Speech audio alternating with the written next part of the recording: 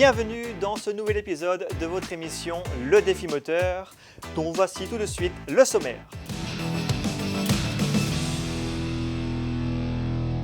Nous commencerons cette émission avec l'essai du Mitsubishi Outlander, le tout nouveau 4x4 de la marque japonaise qui se veut être un concurrent des marques premium.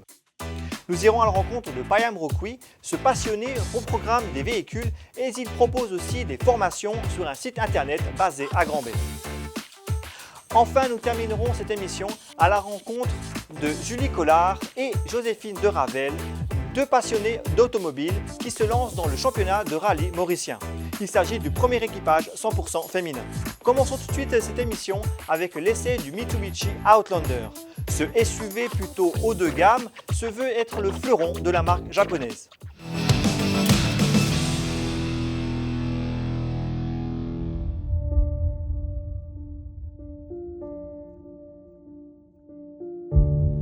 Chez Mitsubishi, le haut de gamme est représenté par l'Outlander. Ce nouveau SUV familial a des prestations qui se veulent dignes du premium. Le concessionnaire local de la marque nous a proposé de faire un essai de ce véhicule dans sa version la mieux équipée. Il dispose d'un moteur essence de 2,5 litres. Alors, est-ce que ce véhicule peut justement rivaliser avec les premiums dans la catégorie des SUV? Nous allons le découvrir dans cet essai.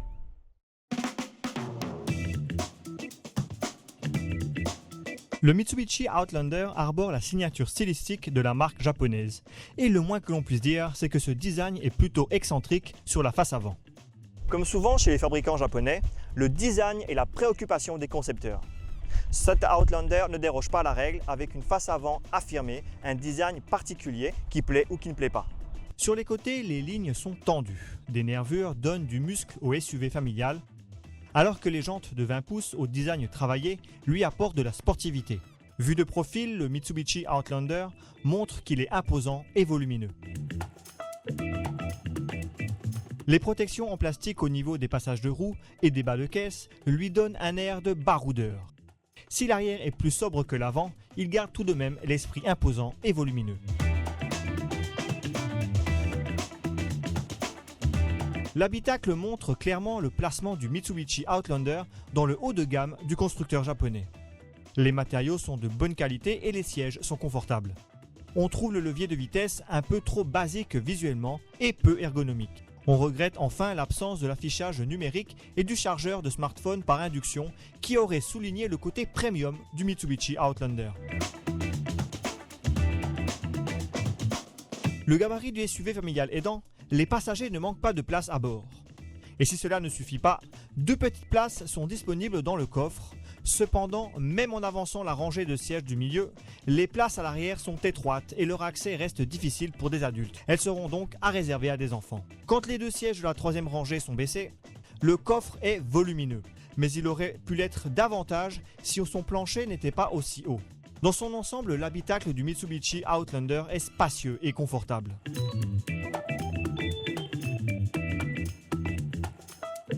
Au niveau des équipements, notre modèle d'essai dispose entre autres d'un toit panoramique ouvrant. L'écran tactile donne accès au menu de l'infodivertissement. Si ce dernier est relativement simple avec principalement l'autoradio et le GPS, il est compatible avec Apple CarPlay et Android Auto. Dommage que le Mitsubishi Outlander ne dispose pas d'aide à la conduite comme le maintien dans la voie, cela lui aurait donné des arguments supplémentaires contre les SUV premium. Mais le Mitsubishi Outlander se rattrape avec ses différents modes de conduite en tout terrain. En effet, contrairement à bon nombre de SUV, c'est un vrai 4x4. L'Outlander se veut plutôt confortable sur la route. Non seulement l'habitacle est bien fini, les matériaux sont de bonne qualité, en plus il est spacieux, mais surtout sur la route, le véhicule est confortable. La puissance est répartie électroniquement par l'ordinateur de bord entre les 4 roues. Dans des conditions de conduite normales, cela permet de nous donner de la puissance qu'à 2 roues afin de faire des économies de carburant. Grâce aux 4 roues motrices, on est toujours en sécurité à bord de la Outlander.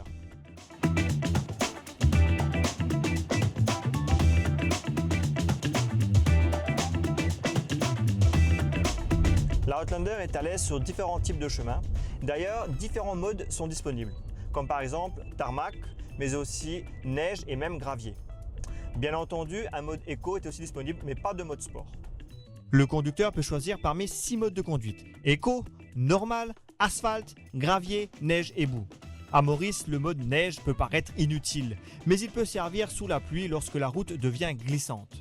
Le mode asphalte permet d'avoir plus de motricité et des régimes moteurs plus élevés pour une conduite plus sportive sur une route sinueuse par exemple. Les modes gravier et boue serviront pour faire du tout-terrain lorsque le temps est sec ou pluvieux. Notons que le Mitsubishi Outlander dispose aussi d'une assistance à la descente. Le moteur de 2,5 litres essence est accouplé à une boîte de vitesse automatique CVT. Mais pour ceux qui veulent un peu plus de contrôle sur la boîte de vitesse, elle peut être pilotée en mode séquentiel grâce aux palettes au volant.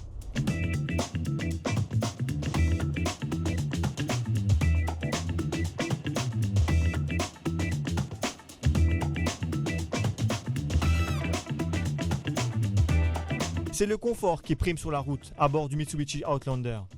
Son moteur essence de 2,5 litres développe 181 chevaux de puissance et 245 Nm de couple. C'est suffisant pour mouvoir correctement les 1690 kg de l'engin jusqu'à 187 km/h.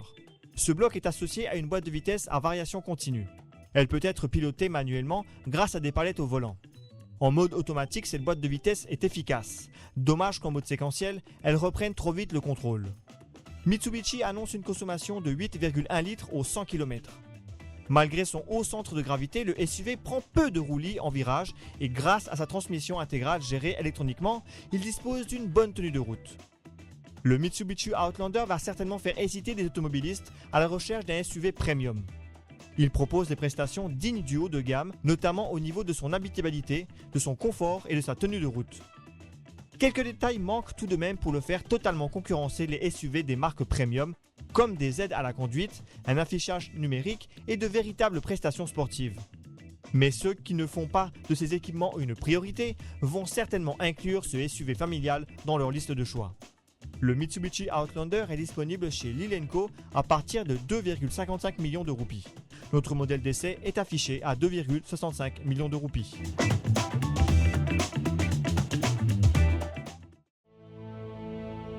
A new idea. It can only take shape by pursuing the answer, by defying all conventions and exceeding existing limits. The all-new Outlander redefines driving pleasure from the ground up. Its bold presence, solid and dynamic design, with meticulous attention to details expressing Japanese hospitality.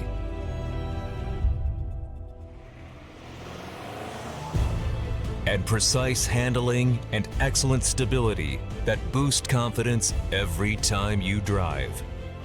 The all-new Outlander brings new value to your daily life. It will make you bolder, breaking away from convention, taking you to places you've never seen before.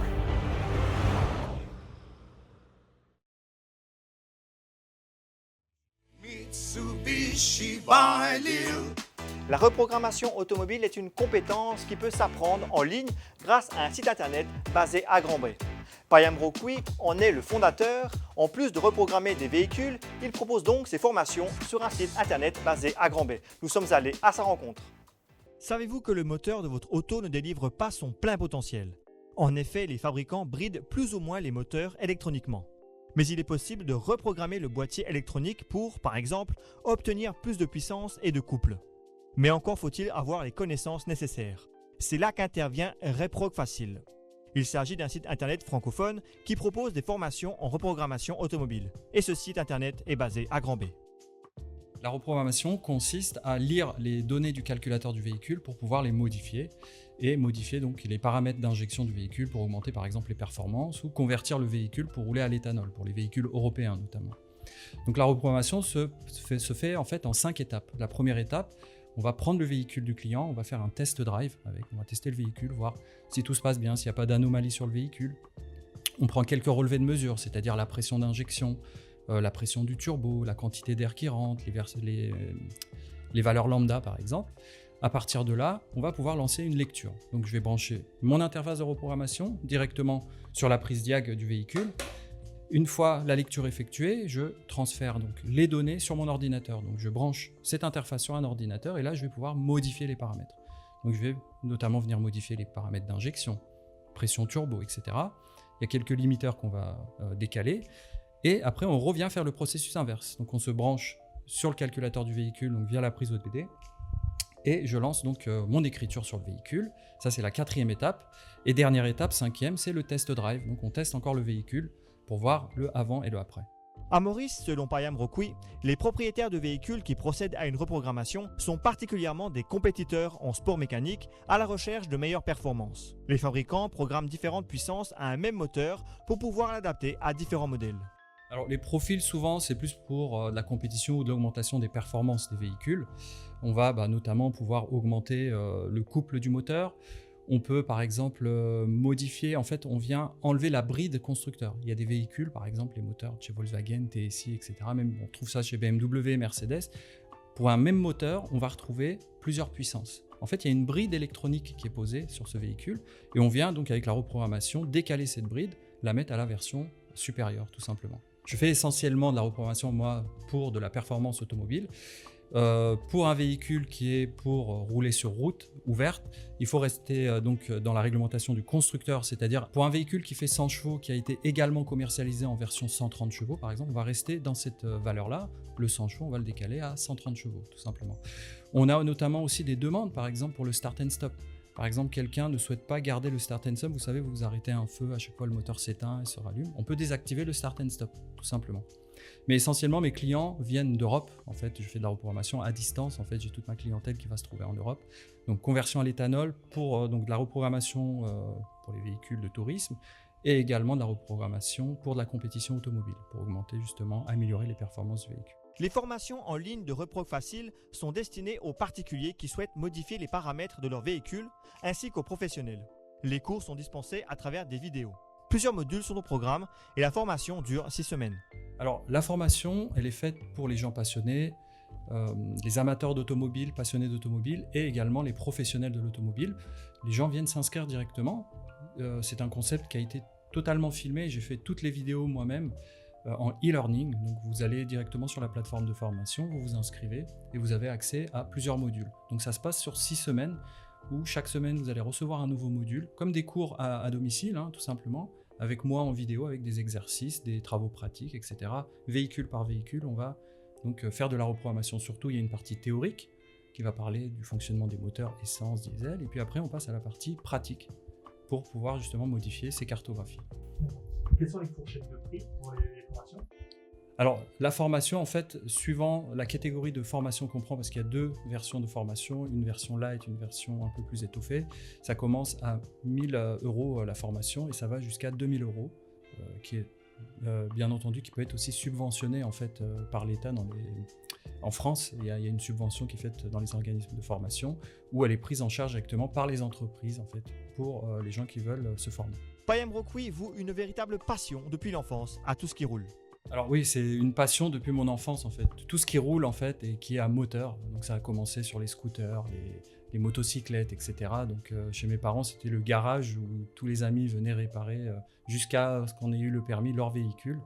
Et j'ai toujours aimé avoir les mains dans le moteur en fait, les premiers véhicules que je réparais. Donc c'est parti de là et surtout c'était de pouvoir modifier les performances, c'est-à-dire avoir un véhicule A et pouvoir avoir les performances du véhicule B par exemple. Donc petit à petit comme ça c'est venu et moi à la base je suis en fait technicien en bureau d'études, je suis dessinateur mécanique en fait, je fais du dessin mécanique et j'ai travaillé pendant plusieurs années dans ce métier, mais en parallèle en tant qu'amateur j'avais toujours mon véhicule ou mes véhicules que je préparais, etc. Donc tout est venu en fait depuis mon enfance, je sais pas l'expliquer mais tout ce qui roule en fait m'intéressait.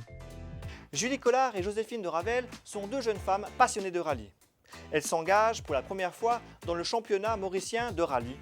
Il s'agit du tout premier équipage 100% féminin. Nous sommes allés à leur rencontre.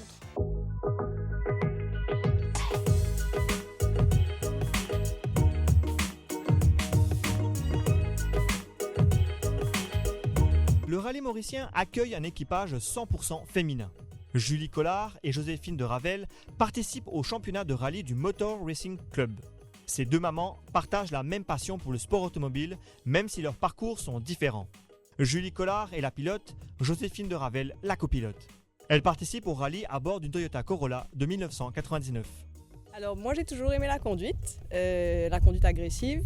Malheureusement à Maurice on n'a pas beaucoup d'endroits où on peut conduire dans un environnement sécuritaire. Mon mari Thierry est un grand fan de sport automobile. Il sait faire des freins à main depuis l'âge de 8 ans. Et c'est lui qui m'a emmené conduire au Stade Anjalay. Il m'a appris à drifter, il m'a emmené faire du karting, etc. Et c'est comme ça en voyant que j'aimais ça, qu'il s'est dit pourquoi tu viendrais pas faire le rallye avec moi? Et je lui ai dit banco, allons-y alors. Et j'ai la chance d'être vraiment bien entourée, que ce soit les amis ou la MRC, ou bien même on vient d'ouvrir notre page Facebook. Tout le soutien qu'on a eu de tous les internautes, c'est incroyable. Et on est vraiment contents de se lancer dans l'aventure toutes les deux.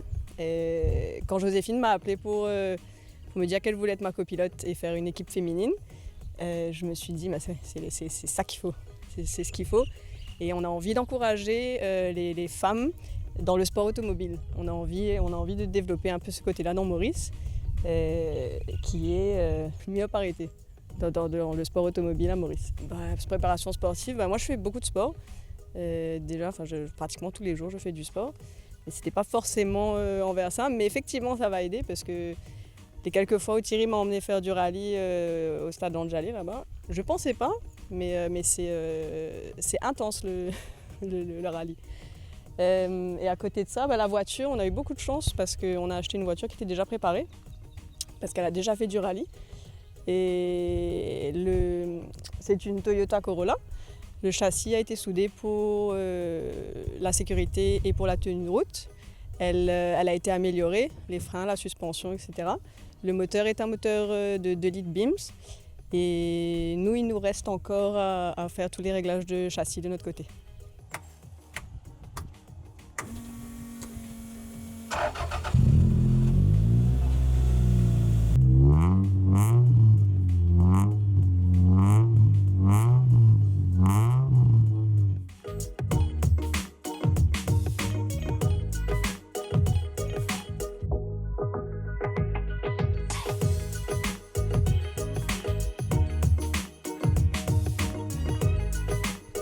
Il y a 18 ans de cela, donc en 2003, j'étais déjà la copilote de Sébastien Masson dans la Super Saxo. Je travaillais chez Citroën et on avait fait le lancement de la C3 et Clive Davidson, qui était mon patron à l'époque, il m'a dit on fait quelque chose de différent et tu vas rouler ta C3 dans le slalom à Trianon. Alors, les préparations ont commencé. Il y a Robert Chung qui m'a emmené sur la piste de karting. Il m'a emmené dans un morcellement au nord qui n'était pas encore développé. Et il m'a appris à conduire. Et finalement, je crois, si je me rappelle bien, que j'étais sortie 7e avant-dernière. Et il y avait, disons, 3 voitures qui avaient cassé. Et voilà, moi, dans la voiture de Monsieur Tout-le-Monde, j'ai pas terminé dernière. Et ensuite, Clive m'a proposé de devenir la copilote de Sébastien.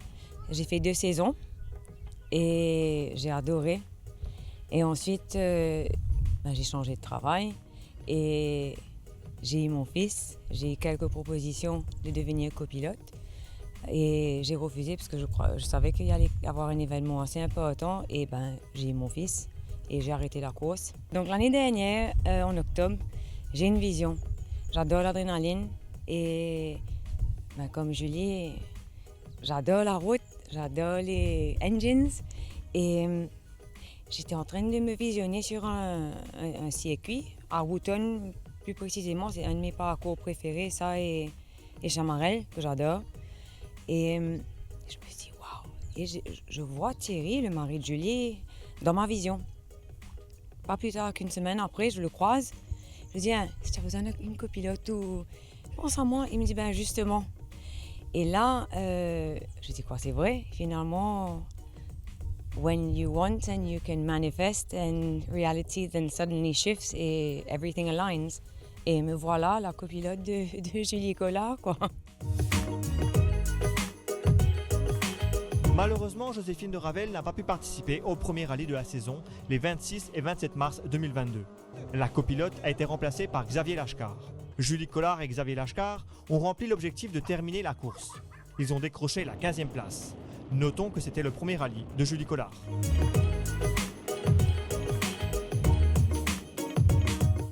Voilà, c'est la fin de cette émission. On se retrouve très bientôt pour un nouvel épisode de l'émission du Défi Moteur.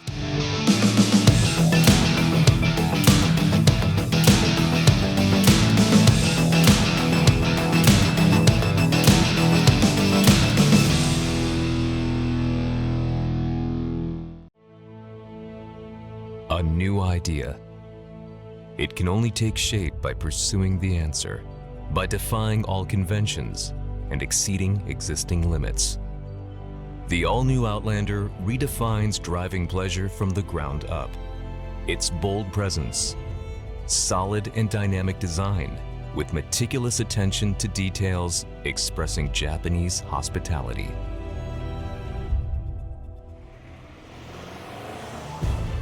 And precise handling and excellent stability that boost confidence every time you drive. The all-new Outlander brings new value to your daily life. It will make you bolder, breaking away from convention, taking you to places you've never seen before.